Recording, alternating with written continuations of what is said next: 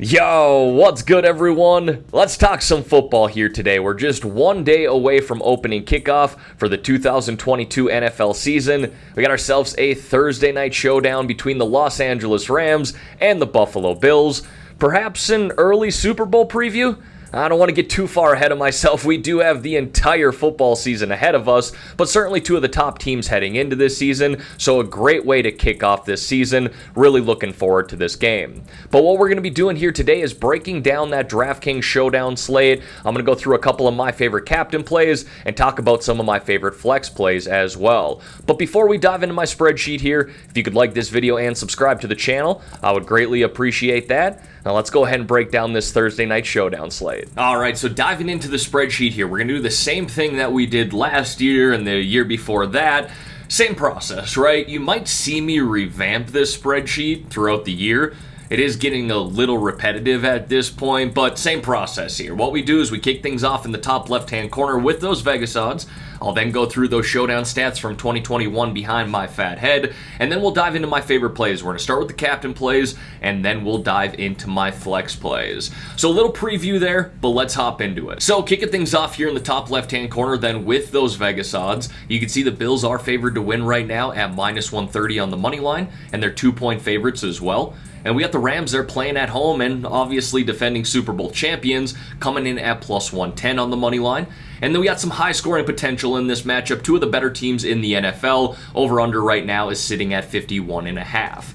Now, I got these showdown stats from 2021 behind me as well, but let me give you a better view of those here quickly. Alright, so I moved my fat head out of the way there. You can see those 6 stats just a little bit better. I'm always going to have these on my spreadsheets when it comes to showdowns for you guys to reference, but being that it is the first showdown of the year, I wanted to go through these 6 stats individually. So let's go ahead and do that here quickly. First one there is the average captain salary in the top 1% of lineups, actually dating back to 2020, is roughly around $13,000. Essentially stating, don't be afraid to pay up for your captain. I kind of mentioned that there with Cooper Kupp.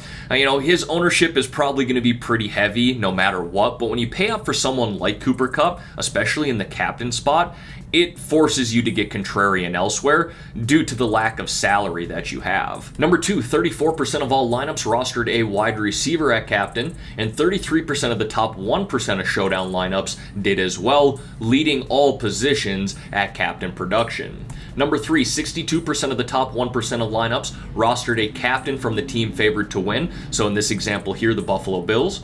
Number 4, kickers finished in the top 1% of finishing lineups at a 34% rate. However, when rostering a quarterback at captain, the kicker from his team lands in the top 1% of lineups at just a 19% rate. Number 5, when rostering a defense, 88% of the top 1% of lineups have paired their defense with 3 or fewer players from the opposing team. That one just makes sense. You don't want to defeat yourself by rostering 5 Buffalo Bills players and then playing the Rams defense. That just doesn't correlate. And then number 6 there, do not play more than 2 kickers or defenses in the same lineup. Usually 1 is fine. 3+ kickers and or defenses have resulted in the top 1% of showdown lineups at a 1.1% rate. Alright, so I'm back over here on the other side now. Let's dive into some of my favorite plays here for this showdown slate. And folks, it's a showdown, right? We all know how these work. Basically what we're trying to do is maximize our upside with the 4 or 5 best players in this Thursday night game, and then find 1 or 2 guys who are going to come in at lower ownership but still have nice upside and make our lineups contrarian. It's tough to do that. We all know that. Showdowns have been pretty popular for a few years here now, but that's what I'm trying to do with this set of players here. You notice I don't have guys like Stephon Diggs or Devin Singletary. That doesn't mean I think they're horrible plays by any means. It's just probably not the player pool that I'm going with here on Thursday night. But if you play Steph Diggs, no, I don't think that's a horrible play. I think he's the best route runner in the NFL, actually. So just wanted to give you a little preview there as well. Let's dive into these captains. Now, for those of you who have seen my showdown videos in the past, you guys know how this works. But if you're new to the channel, or at least new to this video, what I like to do is highlight one player from both sides of this game in the captain spot. So on the Rams side of things there, I got Cooper Kupp, and I kind of name dropped him earlier when talking about that first showdown stat from 2021 with an average salary of $13,000 in the captain spot.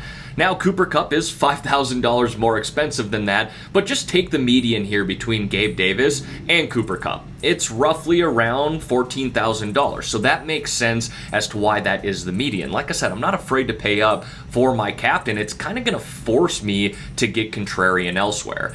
Now, I do believe that Cooper Kupp is probably still going to be popular on this slate, and rightfully so. He was the best fantasy player in 2021. So I like Kupp, even with the elevated ownership. That really doesn't bother me because, like I said, it is going to force me to get contrarian elsewhere, and I want the best player on the field. Well, that was Cooper Kupp all of last year. And then on the Bills side of things, I like Gabe Davis there. He's obviously had a lot of hype around him this summer. Wide receiver number 2 in this Bills offense. Being that Cole Beasley and Emmanuel Sanders are no longer there.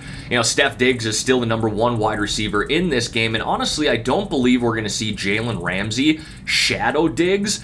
But looking at projected snaps right now, I do suspect that Diggs is going to see more of Jalen Ramsey than Gabe Davis will. So I do like the matchup there for him.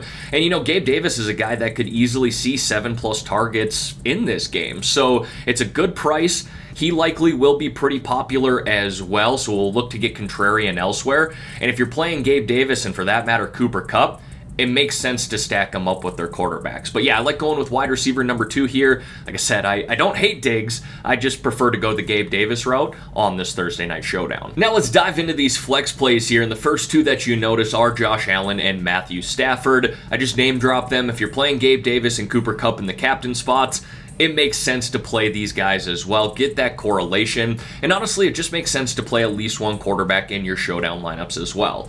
This is a statistic from 2020, but 92% of all showdown lineups rostered at least one quarterback, and 96% of the top 1% of showdown lineups rostered a quarterback as well. It was only 4% of those top 1% of lineups that didn't have a quarterback. So yes, it definitely makes sense to have a quarterback in your showdown lineup, and sometimes it makes sense to have 2. You're probably not going to be able to do that here on Thursday night. It is very expensive to do that, but I do believe that both Josh Allen and Matthew Stafford are in play on Thursday night. Again, we know the upside we get out of a guy like Josh Allen. He's got a great arm, great weapons to throw to, and he brings that rushing upside, so I don't even mind putting him in the captain spot.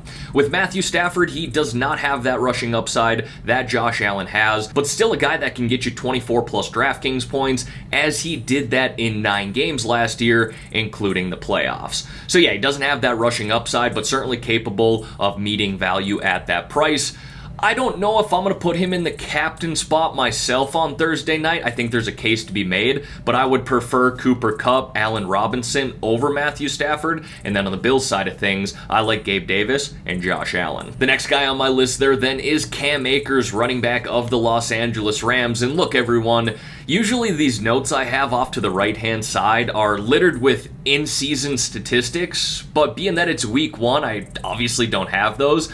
I could put in a bunch of stats here from last year, but we know that so much changes during the summer. So I obviously wanted to get in those 2021 stats in terms of showdown lineups because those are very relevant, but we don't really have a lot of stats around these players outside of last year. So the note I have here on Cam Akers is, look, I'm pro Cam Akers. I'm one of those guys that believes that he has a lot left in the tank. Now, there's obviously some concern that he might split carries with Darrell Henderson in this game, and that very well could be the case, but I'm on the side of Sean McVay doesn't think that Darrell Henderson is all that great. And maybe it won't happen on Thursday night, but I gotta believe at some point this season, we will see Cam Akers take over as the number 1 running back again, get close to 20+ carries per game, and be involved in the passing game. So yeah, might not happen here in week 1, but I am pro Cam Akers, and I'm going to roll with him on Thursday night. I then got Dawson Knox, their tight end of the Buffalo Bills, who just got paid today, literally today, Wednesday, September 7th, 2022, signed a 4-year extension for close to $54 million. So a big incentive heading into Thursday night. Knox has now been in the NFL for 3 years, and we really saw him take that next step last year. He did get banged up towards the end of the year, but still had 9 touchdowns on the season. So he is more of a red zone threat for me. I'm not banking on a bunch of receiving yards or 7+ receptions in this game, but I love his upside upside in the red zone, and definitely a guy who could score in this game and maybe even score twice. We then got Allen Robinson there of the Los Angeles Rams playing with his new team after being traded this offseason from the Chicago Bears. Look, Robinson is a talented wide receiver. We just haven't really seen his upside over the last couple of years playing in Chicago. But this is a perfect spot for him to resurrect his career, and a lot of people think that he's going to do that. Now, he is far too cheap here at $6,200 and likely going to be very popular because of that. So if you want to fade him, I have no issue with that. I'm probably still going to mix him in a little bit on the off chance that maybe people forget about him. I don't know. It's probably not going to happen on a showdown slate, but if he does end up being too chalky, I don't mind pivoting away from him. But yeah, $6,200 is a really nice price. If I can get contrarian elsewhere, I have no issue playing him at all. Now, for those of you who are not pro Cam Akers, and I know there's quite a few of you out there, you might want to consider Darrell Henderson on Thursday night. I'm hoping that Akers sees at least 60% of the touches, maybe even 70% of the touches, but that's probably being too optimistic for week one. Week one, it's more realistic to think that these guys do split the carries 50-50. If that does happen to be the situation, there's a case to be made to roster both Akers and Henderson in the same showdown lineup. Number one, that allows you to make your showdown lineup contrarian. We've seen that proven in the past. And number two, is it crazy to think that the Rams get in the red zone or goal line 4 or 5 times in this game? If that happens, Akers could punch in 1 or 2, and then Henderson punches in 1 himself. I'm not suggesting they're going to rack up 3 or 4 touchdowns combined, but there is a path to where that could happen. And again, this allows you to make your lineups contrarian. So I'm pro Cam Akers. I'm going to have more exposure to him. But if you believe there's a true 50-50 split here, rostering both is certainly one way to approach your lineups. I then got Tyler Bass there of the Buffalo Bills, but 100% okay rostering Matt Gay on the Rams side of things as well. Both those guys are very capable of hitting 10+ DraftKings points as kickers. We saw them each do it a handful of times just last year. And very affordable, easy to put in your lineup. And I just go back to this 4th statistic from 2021. I know it's behind my head there, but kickers finish in the top 1% of showdown lineups at damn near a 34% rate last year. So there's definitely success behind rostering these guys as well. And then I got 2 cheap wide receivers there to wrap up this spreadsheet. And actually, both of these guys are currently listed as wide receiver number 3 on their team's depth chart. First is Isaiah McKenzie of the Buffalo Bills, who looks to be playing in the slot right now. And if we go back to 2020, the last time the Bills and Rams played, Cole Beasley was playing in the slot and had himself a really nice game with 6 catches and 100 receiving yards. Now, that was 2 years ago and a completely different player, but if the role is similar and that defense, which hasn't changed much for the Rams, plays a similar style on Thursday night, Isaiah McKenzie could have himself a nice night. He is very cheap and likely might carry some decent ownership. I think a nice way to kind of pivot away from that is Jamison Crowder, who's $5,000. It is not listed as a starter, but very well could play in this game. And then we got Ben Skoranek there of the Los Angeles Rams. With Van Jefferson still not practicing, it sounds like he's not going to suit up on Thursday night. Something we definitely need to keep an eye on. If Jefferson does play, then Skoranek will be back to wide receiver number 4. But looks to open up the season as wide receiver number 3 behind Allen Robinson and Cooper Kupp.